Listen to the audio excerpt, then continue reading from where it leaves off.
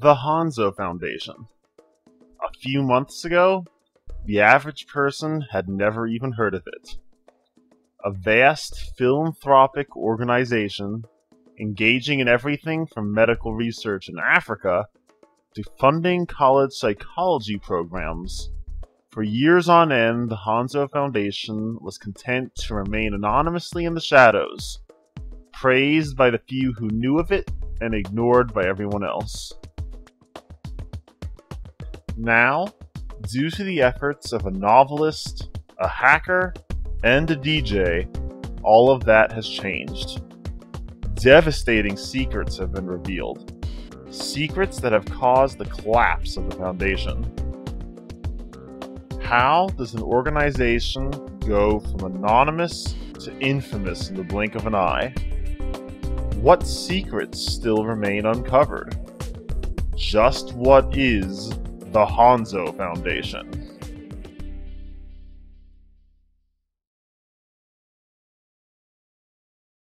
So, how did the Hanso Foundation go from being a largely unknown and overlooked non-profit corporate entity to being at the center of the greatest public scandal since Watergate?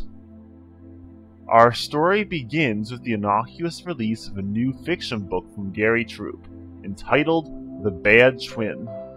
To publicize the book, Mr. Troop went on the promotional show Book Talk. Hello, I'm Laird Granger, and welcome to Book Talk. Today we're talking to Gary Troop, novelist and non-fiction author, whose works include The Valenzetti Equation and his newest mystery novel, Bad Twin. Welcome, Gary. Nice to have you here. Thanks. Glad to be here, Laird. Bad Twin. What inspired the novel? I was game fishing off the Florida Keys, and I got to talking to the boat captain. He started telling me about this other business that he had, which was ferrying people and things in and out of Cuba, illegally, of course. Interesting. Oh, yeah. I thought he'd make a great character, and that was the spark that got the book going. But the book's not really about him. No, the boat captain is just a point of departure. But here's this guy. One day he's taking families fishing, and the next day he's making smuggling runs. And it was that duality that intrigued me, how we all have good and bad inside of us. And is that what the title Bad Twin refers to? Yeah, the book is a story about a private investigator named Paul Artisan, who's hired by this rich man to track down his missing twin, the supposed bad twin from the title. But without giving anything away here, who is bad and who is good? That's all part of the mystery, isn't it? Yes, very much so. Your book mentions a lot of real-life people, places, and institutions. Yeah, I try to incorporate real-life stuff into my fiction. Just gives it a lot more veracity. Like Alvar Hanso and the Hanso Foundation. Right. Did including them have anything to do with your non-fiction writing? Absolutely. I wrote a non-fiction book called The Valenzetti Equation. About the reclusive Princeton mathematician Enzo Valenzetti and his famous theorem. Yes. At least that's what they say it's about.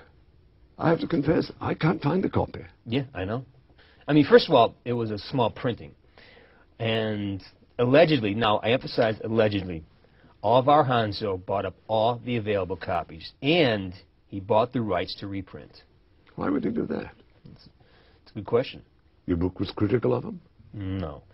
But as I was doing my research, I discovered that Alvar Hanso is the only guy in the world who has an actual copy of the Valenzetti Equation. Now, despite repeated requests, I was categorically denied access to it. In fact, no one outside the Hanso Foundation has access to it. And what about inside the Hanso Foundation? Right, from what I've been able to learn, even within the Hanso Foundation, the Valenzetti Equation is one of the most closely guarded secrets. That must have made it hard for you to write the book. And beyond that, look, at every turn, Alvar Hanso and the Hanso Foundation, they try to stop me from writing it. I mean, for whatever reason, they want to keep Valenzetti and his work a secret. They don't want the public to know anything about it. So, just who was Enzo Valenzetti? A reclusive and eccentric mathematical prodigy, Valenzetti's life is shrouded in mystery. According to Gary Troop, Valenzetti was hired by the United Nations to devise a formula that could predict the end of the human race. However, no one is confirmed to have ever seen the results of this research. Valenzetti died in a plane crash over the Atlantic sometime in the 70s. You know what? We're here to talk about Bad Twin. Sounds like we've got your next piece of non-fiction in the works here. Look, the Hanso Foundation promotes itself as bettering humanity. And that's all I'm going to say about it right now, because I am going to be writing a book about this. And I'll tell you this, as soon as people find out what's going on inside this huge, famous, supposedly benevolent foundation, yeah, it's going to shock you. Normally, harsh words from a fiction writer would attract little national, let alone global, attention. However, tragedy would soon give Mr. Troop's words a posthumous significance. Tell me about Cindy. This isn't going to air until after the book's published, right? That's right. Mm-hmm. Okay. All right, well, I'm an inveterate bachelor. I mean, I never even thought about coming close to getting married until, I started doing research for Bad Twin. Which required lots of travel to Australia. 8 times, actually. I'm kind of a research fanatic. And, a large part of the book takes place down there, so. Well, of course, your love for deep-sea fishing and the Great Barrier Reef had nothing to do with it. Hey, come on, that's research. Anyways, either coincidentally or by fate, there is this incredible woman, Cindy. Gary Troop dedicated the Bad Twin to this woman, Cindy Chandler, a flight attendant with Oceanic Airlines. Longing for that perfect summer getaway, trying to escape from all your troubles and cares. One airline can take you all the way. Oceanic Airlines, taking you places you've never imagined. Visit us today. On September 22nd, 2004, Oceanic Flight 815 disappeared on its way from Sydney to Los Angeles. Both Gary Troop and Cindy Chandler were on board and are presumed dead.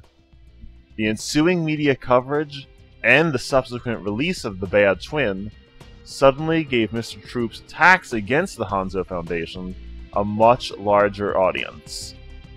Surprisingly, given the past history of the organization, the Hanso Foundation publicly rebuffed Mr. Troop's remarks. Initially, Hugh McIntyre, Director of Communications with the Foundation, took out a series of newspaper ads denouncing Troop and the Bad Twin. These print ads were followed by a commercial ad campaign designed to introduce people to the real Hanso Foundation.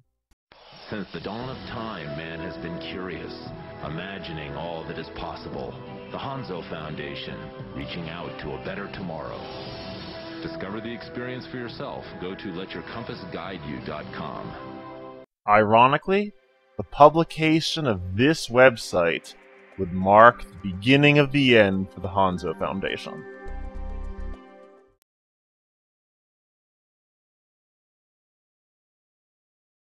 Welcome to subliminal advertising. Don't worry, it will only affect your brain.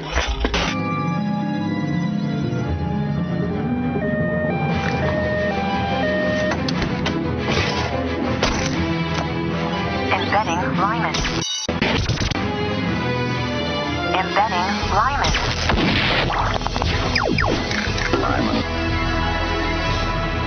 Subliminal advertising complete.